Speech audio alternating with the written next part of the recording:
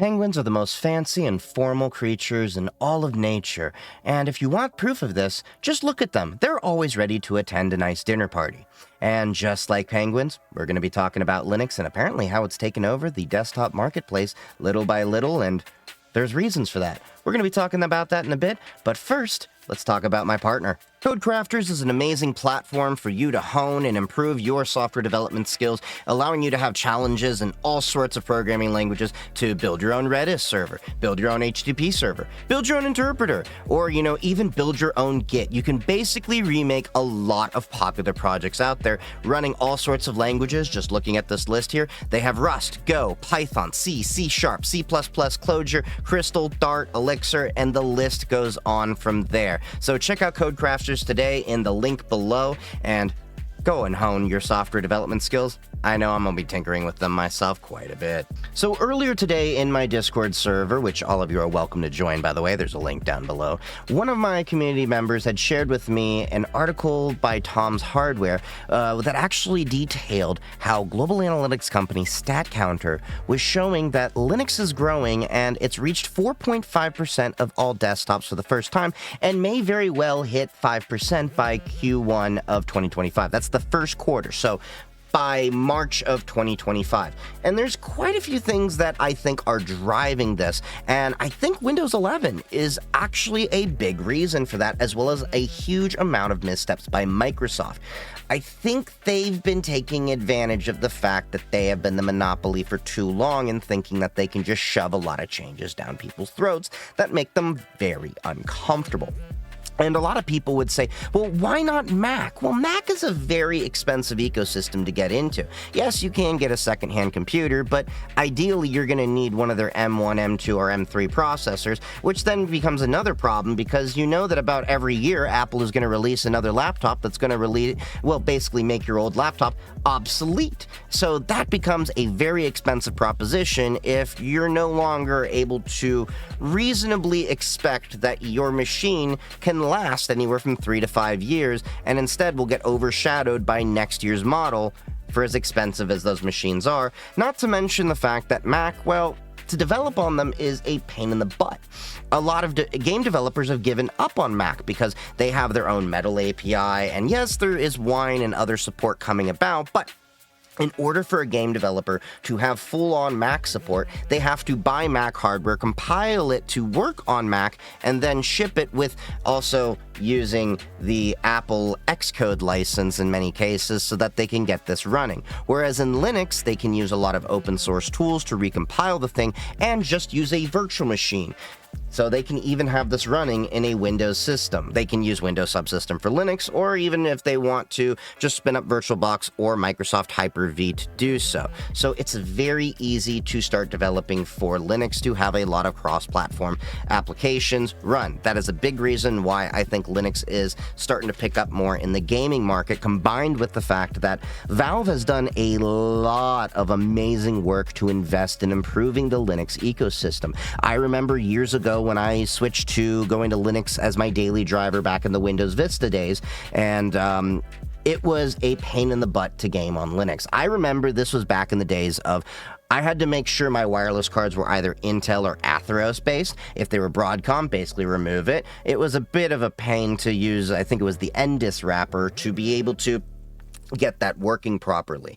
Whereas, and then you had to worry about your printers, then you had to worry about installing your drivers. This was back in the ATI days, so I remember having to manually install the FGLRX drivers to get better performance at times, and then NVIDIA was no better at the time. Whereas nowadays, AMD, since it's no longer ATI, they acquired them, their drivers are built into the Linux kernel, so all you have to do to update your AMD drivers is just update the Linux kernel, and NVIDIA has even announced that starting with the 560 series, they're going to have open source driver modules. So that is going to be a lot easier, and even in the proprietary sense with NVIDIA, it's a lot easier than it once was. So for example, with Pop! OS and many other distributions, but particularly with Pop! OS because I use that operating system made by System 76, I am just able to pre-install the NVIDIA drivers with one of their versions. They have a Intel and AMD version, and then a version that is NVIDIA pre-installed. Plus, I've been able to easily update NVIDIA drivers with the click of a button in the pop shop, or just sudo apt install NVIDIA 555 or 560 or whatever the version is that I need. So it's been very easy to work with. And major software companies are starting to have more and more native Linux support. For example, I'm currently editing the software, using editing software called KDE Live, but DaVinci Resolve also has native Linux support. Yes, out of the box, it has a CentOS as well as Rocky Linux support, and you can get an image from them. But you can easily repackage it with a script that is out there and have it run on Pop! OS, no issues. In fact, I was trying to use DaVinci Resolve early on, but I think eventually I'm going to have to get to the studio version, which does cost a little bit of money, but the support is there nonetheless. And then, of course, Steam has a native version. I just install the Flatpak so I can have it sandboxed, the feature that Windows doesn't have unless you get the Pro or Enterprise versions of Windows. So I then have more advantages inside of Linux, so my networked games, things like that, can at least be sandboxed for a little extra protection. But not only that, with the Flatpak, it has better compatibility. Nonetheless, I can then have my games run perfectly fine in most cases. Most games that I've actually been playing recently are a matter of just, well, install Steam, buy the game, click install, and then it just runs. I may at most, go for the Proton Glorious Egg Roll fork of Proton, which Proton is the compatibility layer that Valve has been working on that packages in Wine and Vulkan and all these other things really nicely to get gameplay working a lot better. But Proton GE I like to run because then I can use the DXVK async module, which then allows smoother gameplay. But I mean, even without that, Black Myth Wukong worked for me day zero. The First Descendant worked for me first day out of the box. I've been playing Halo games. I've been playing many other games that have anti-cheats and such, because anti-cheat, as has been proven by people like Pirate Software, to work on Linux is just merely clicking a checkbox. And if that anti-cheat doesn't support Linux, usually it's just an email away from those game dev studios to say, hey, I want Linux support, and they will create Linux support for it. It's actually been a lot easier for me to work with Linux than it has been Windows as of late. And I'm not saying that as somebody that has been using Linux for more than a decade. I'm saying that as someone that works with both Mac and Linux and Windows as well. Not both, but all three.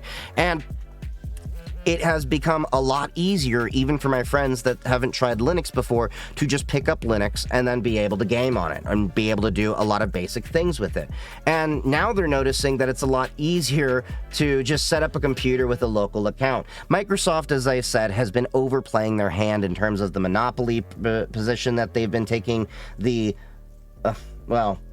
extreme, shall we say, advantage of. That's the proper word I was looking for. And Microsoft has been taking advantage of this position to throw down a lot of features that they want, not necessarily that we want. Who here actually wanted the Microsoft Recall feature? Who here actually wanted Microsoft Edge? I'm not saying that you like it compared to Internet Explorer, but who actually wanted it? Who actually wanted the Microsoft Copilot feature?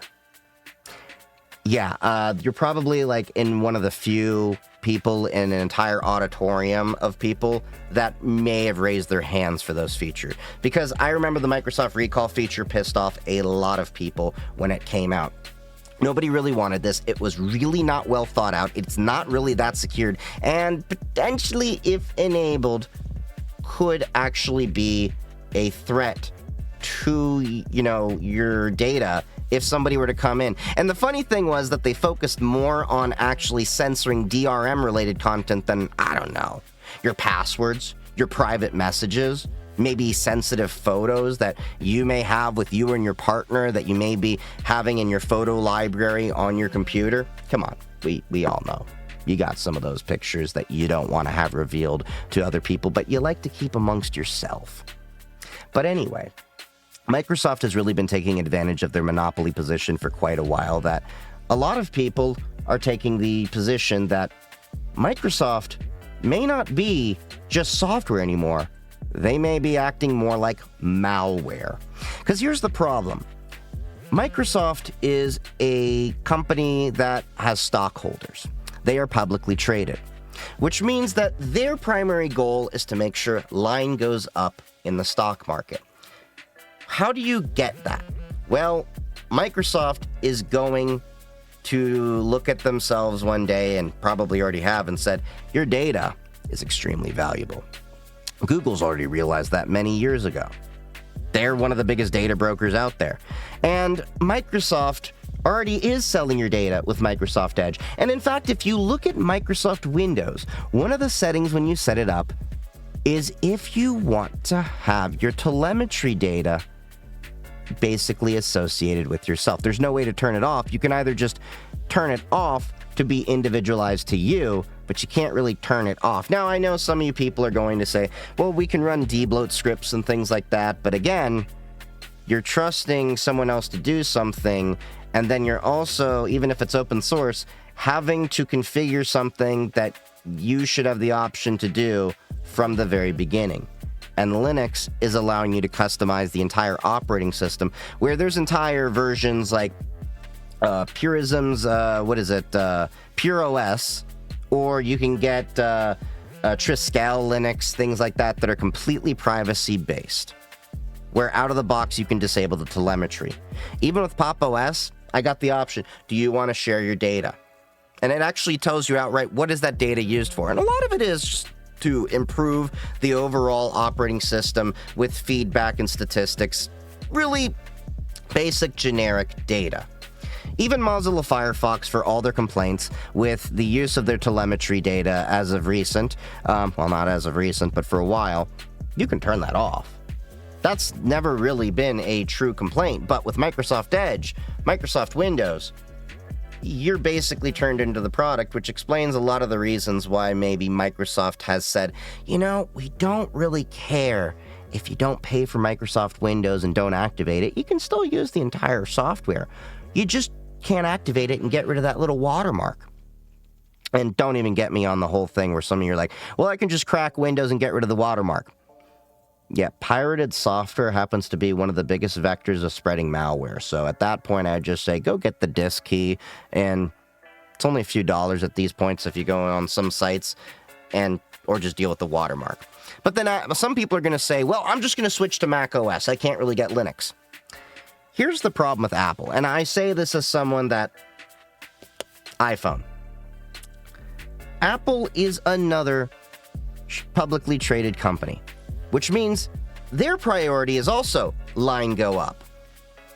They need to make sure that they give value to their shareholders and investors, which means that one day Apple may turn around from their current good approach of being more privacy focused, because they're going to have a lot of customer data, and that is going to bring value.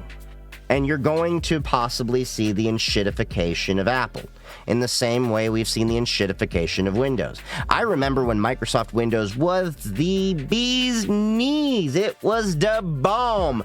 Windows XP, still very fond place in my heart. And the only reason I gave that up was it was end of life and I had to go to Microsoft Windows Vista. And Windows Vista had all these DRM enforcements. And the drivers were kind of weird with, how they did things and couldn't support old hardware. That I remember one of the main reasons I switched to Linux was because, well, one day I wanted to watch a video. And that video required HDCP. I not only had to make sure my drivers on my graphics card were, compliant, I had to make sure the monitor, and there was all these little things that I had to do to make sure it worked properly. Now, of course, you could, download it with versions that didn't require those enforcements, but it was a pain, and I didn't really like that. So I decided at the time, you know what, I'm going to give Linux a try and kind of roll with the punches. And this is back before Valve had Steam on Linux. This was back before Proton was a thing, and back when Wine was a huge pain in the butt. And I remember Doom 3, getting that installed meant grabbing the custom Linux installer, making sure your FGLRX ATI drivers were all in good shape on your Ubuntu operating system, and then you had to grab the WAD files off of your CD for Doom for Windows, and then could install that. Same thing with Quake 4 and Enemy Territory Quake Wars, and you had to pick and choose which games you really wanted to play because you really knew gaming support was absolutely limited, just as much as you were limited to what Wi-Fi cards you could use and what what printers you could actually use to print your documents. The list went on and on. Nowadays, it's pretty easy to run Linux. Nowadays, I don't even have to worry about running HP lip to get my HP drivers installed. They kind of just work out of the box, that it just sees it on the network, and I can go immediately start printing, and then maybe install a scanner app if I want to start scanning. Nothing special with the printer there. I don't even have to use the HP version of it. I can use, what is it, Xane, or I forget what it is, the image scanner I use. I just literally type scan and hit enter. And that's another thing, is that the GUI is so easy that as someone that is also a scorned Apple user, so let me show you this. Apple MacBook Pro. Yep, see? 2011 MacBook Pro right here. And this was the laptop I went from before I actually threw the towel in on Mac and Windows. Because I went from, all right, I'm gonna, go from Windows to, Linux. And I did Linux for quite a bit, but then I realized I needed to have a little bit more stable of an environment to tinker with and do all sorts of, little coding things I was doing. But then I switched from Mac to full-bore Linux at doing everything. Dev, cybersecurity, gaming, all of that, while I had a gaming Linux laptop at the time. This was back when you had DIY laptop kits, and I had the OCZ laptop kit. If you don't remember that, remember you could get the OCZ kit, put your own GPU in it, put your own CPU. I had the quad Intel CPU in there with ATI Radeon in, Crossfire, on a Linux laptop with 2 hard drives in there. It was fly, and it was a Linux laptop. It was also like this thick. But I was rocking 2 laptops because Mac was a little bit more stable for a lot of things that I was doing. And then eventually what I ended up doing was, I kept having Mac OS X break my virtual machines every other update when I was using VirtualBox.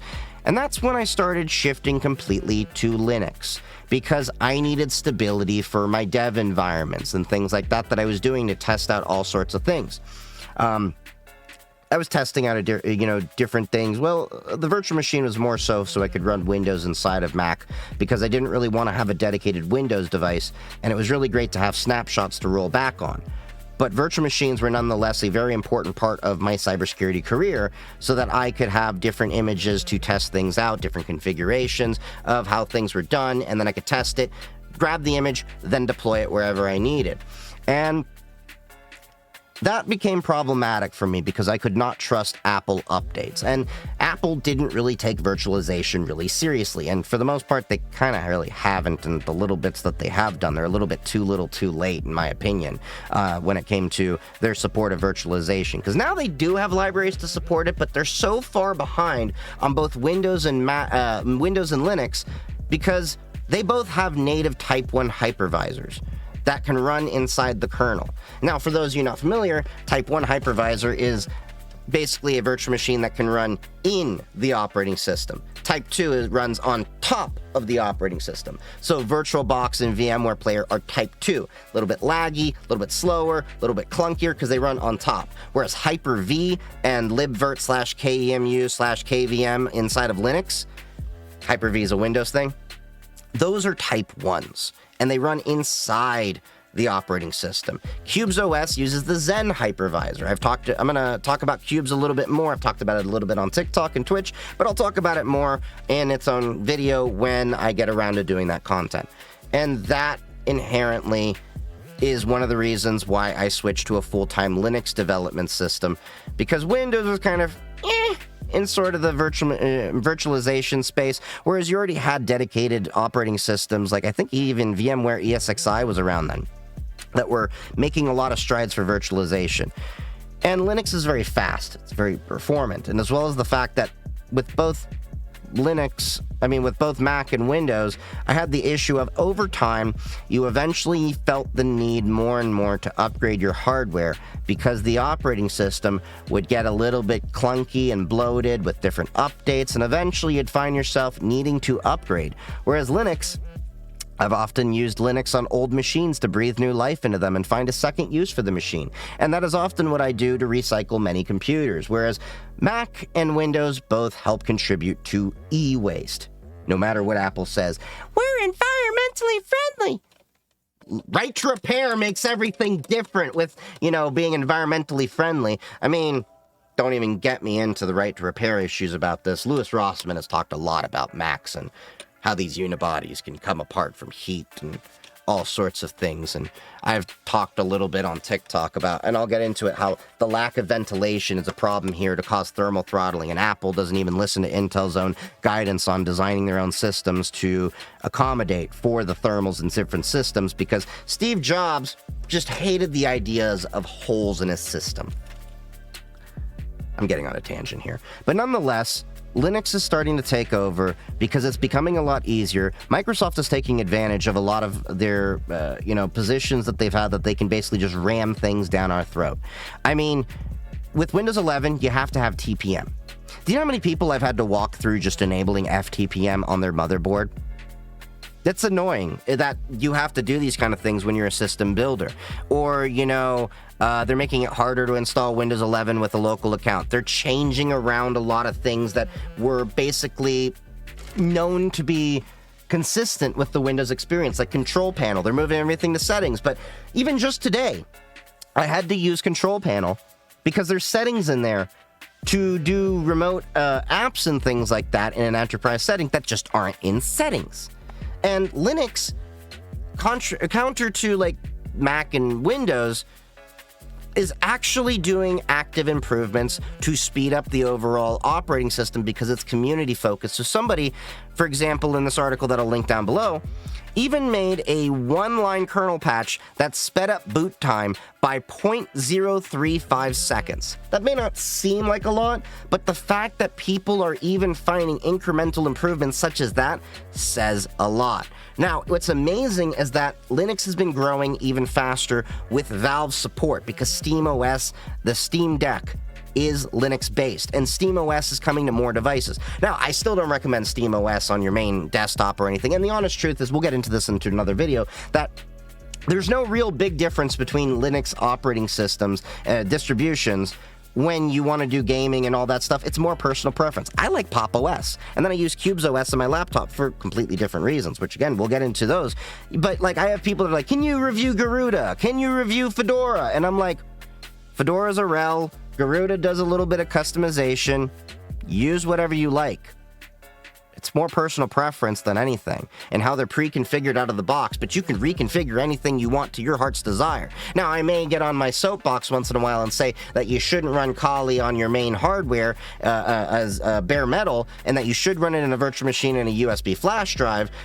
That's a whole different situation there because of how it was architected to begin with, and I would say that you should use Parrot OS or Black Arch or maybe Black Ubuntu or something like that if you really want, or you can even just get plain Debian if you really want and install those tools out of the box, or Fedora, or there's so many different options. And that's my point, is you have the freedom of choice to customize the system in the way that you desire.